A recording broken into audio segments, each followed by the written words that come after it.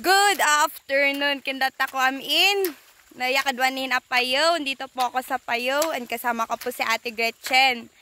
So, ay, agay ka po. Hi. Hi. Hi guys. So, ngayon, tapos na po ang pinagbabaliling. Tapos na ang baliling festival. So, anong susunod na mangyayari ngayon? Pinagpapanor.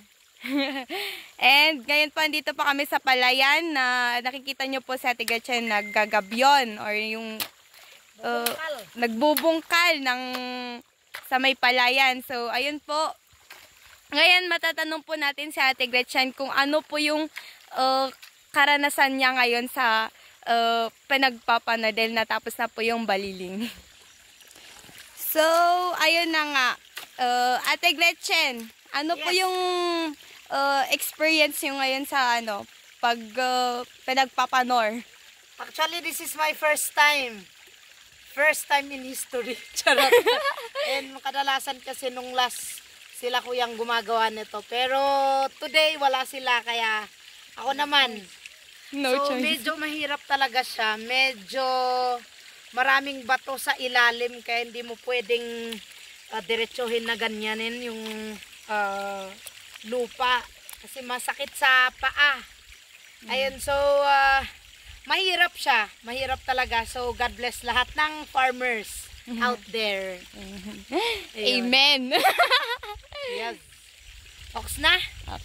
So, mabalik po tayo sa Ate Gretchen. Mabalik po tayo sa baliling baliling.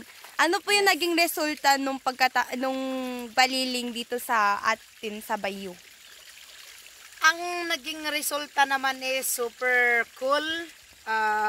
Naging masaya yung mga tao, especially lahat ng mga may prize. So far, so good yung naging resulta. Kasi ang akala namin walang magbabaliling dito pero may mga iilan din po na nagbaliling talaga. So, yun yung lagi nating sinasabi na gusto natin ibalik yung lahat sana ng palayan dito, mabaliling lahat para bumalik yung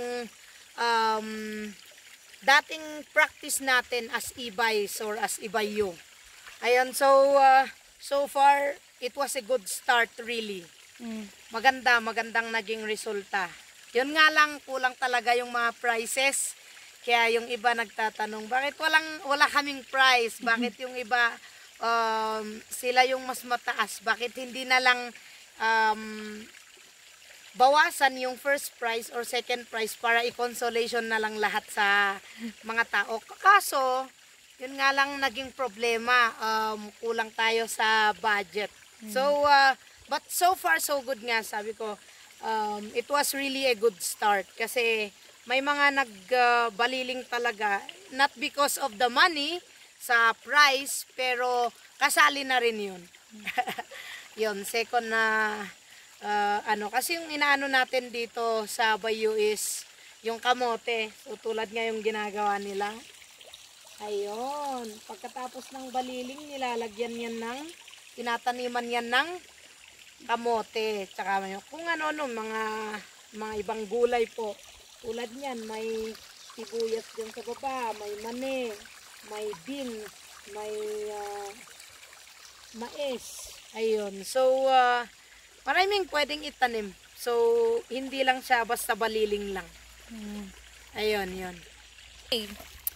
Ngayon na magbabalik na po yung eskwela or papasok na po kaming mga estudyante, kayo rin na mga teachers. Kumusta naman po yung long weekend nyo? Ay, magandang naging long weekend natin. Ay, sana. Siyempre nag-picnic kami 2 beses. Isa sa Harangay, Isa sa Liwan. at saka isa sa Liwan, sa Petawa na. Pumunta kami. And ang maganda kasi sa Harangay, kasama natin yung mga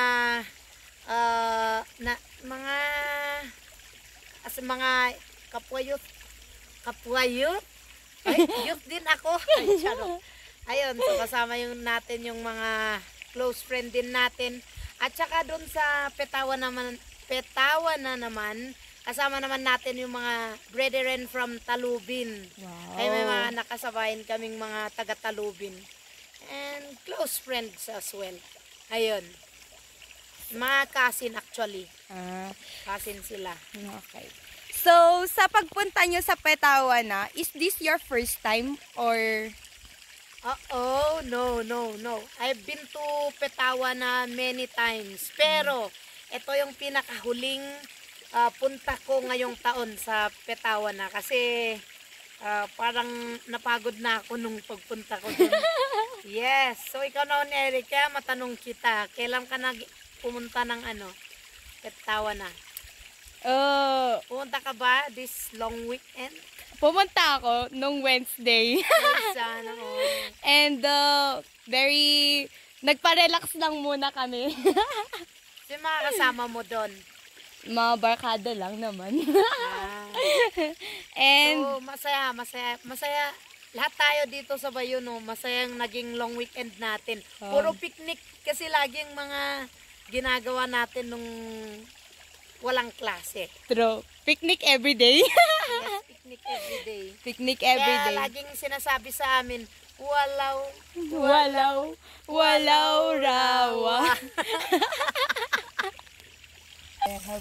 Kami yung process nila So, ayun na nga yung mga katanungan. Nasagot na lahat ng mga katanungan natin. So, i-end ko na po yung video natin and hope you enjoy and may natutunan din kayo. Diba?